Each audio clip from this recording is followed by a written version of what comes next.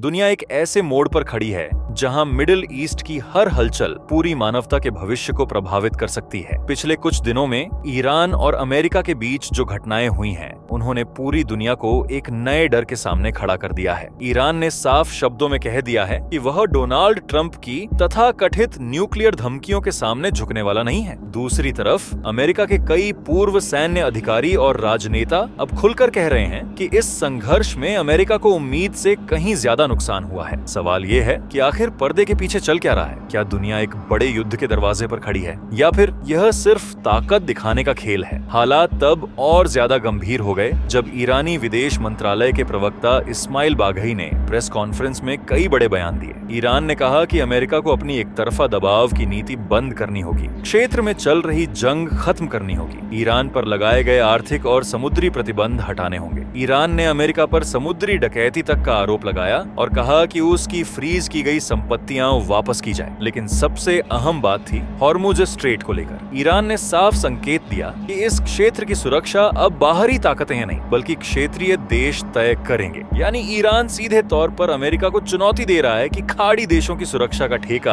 अब वॉशिंगटन के हाथ में नहीं रहेगा। यहीं से इस पूरे संघर्ष का असली खेल शुरू होता है। हॉर्मुज स्ट्रेट दुनिया की सबसे महत्वपूर्ण समुद्री लाइनों में से एक है। दुनिया के तेल का बहुत बड़ा हिस्सा इसी रास्ते से गुजरता है। अगर यहाँ तनाव बढ़ता है तो पूरी दुनिया की अर्थव्यवस्था हिल सकती है। ईरान इसी रणनीतिक स्थिति को अपनी ताकत के रूप में इस्तेमाल कर रहा है। संदेश साफ है, अगर ईरान पर दबाव डाला गया तो पूरी वैश्विक सप्लाई चेन प्रभावित हो सकती है। लेकिन सबसे ज्यादा चिंता उस बयान ने पैदा की जिसमें ट्रंप की कथित ग्लो इन ईरान वाली धमकी का जवाब दिया गया। ईरान ने कहा कि वह हर स्थिति में अपनी रक्षा कर सकता है। यह बयान केवल एक जवाब नहीं था बल्कि एक संकेत था कि ईरान अब डरने की बजाय मुकाबले की तैयारी में है। और यही बात दुनिया को डरा रही है, क्योंकि जब दो शक्तियां पीछे हटने से इनकार कर दें तब टकराव की संभावना कई गुना बढ़ जाती है। अब सवाल उठता है कि क्या वास्तव में इस जंग में अमेरिका कमजोर पड़ा है? कई रिपोर्ट्स और अमेरिकी अधिकारियों के बयान यही संकेत देते हैं। अमेरिकी सेना के पूर्व अधिकारियों ने दावा किया कि इस युद्ध में अमेरिका को भारी सैन्य नुकसान हुआ। कुछ का कहना है कि वास्तविक अमेरिकी हताहतों की संख्या जनता से छिपाई जा रही है। वहीं अमेरिकी सीनेटर मार्क केली ने CBS को दिए इंटरव्यू में कहा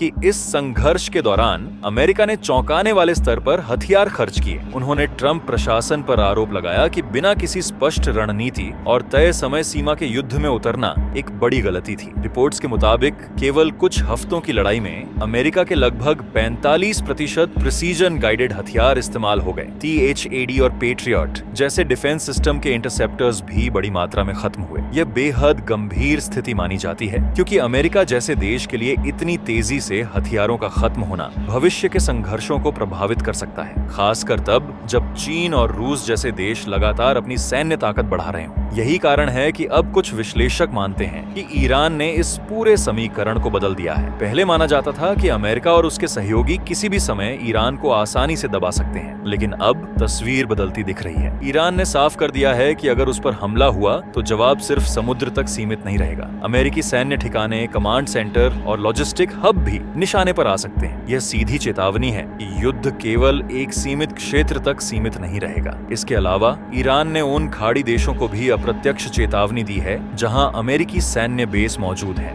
ईरान का कहना है कि अगर किसी देश ने अमेरिका को अपने बेस इस्तेमाल करने दिए तो उसे भी संघर्ष का हिस्सा माना जाएगा। यानी यह लड़ाई सिर्फ अमेरिका और ईरान तक सीमित नहीं रह सकती, बल्कि पूरे मिडिल ईस्ट को अपनी चपेट में ले सकती है। सबसे दिलचस्प बात यह है कि अब यह संघर्ष सिर्फ सैन्य नहीं बल्कि मनोवैज्ञानिक और राजनीतिक युद्ध भी बन चुका है। ईरान लगातार यह दिखाने की कोशिश कर रहा है कि वह दबाव में झुकने वाला देश नहीं है। घरेलू स्तर पर यह उसके लिए ताकत दिखाने का तरीका है, जबकि अंतर्राष्ट्रीय स्तर पर वह खुद को क्षेत्रीय शक्ति के रूप में स्थापित करना चाहता है। दूसरी तरफ अमेरिका भी पीछे हटने की स्थिति में नहीं दिखना चाहता, क्योंकि इससे उसकी वैश्विक छवि कमजोर पड़ सकती है। लेकिन इतिहास गवाह है कि जब शक्तिशाली देश असुरक्षा और अहंकार के मिश्रण में फैसले लेते हैं, तब दुनिया ने सबसे बड़े युद्ध देखे हैं। आज भी डर यही है कि कहीं ये टकराव नियंत्रण से बाहर ना हो जाए, खासकर तब जब लगातार न्यूक्लियर शब्द सार्वजनिक बयानों में इस्तेमाल होने लगे हों। विशेषज्ञों का कहना है कि असली खतरा सिर्फ युद्ध नहीं बल्कि गलत अनुमान है, एक गलत हमला,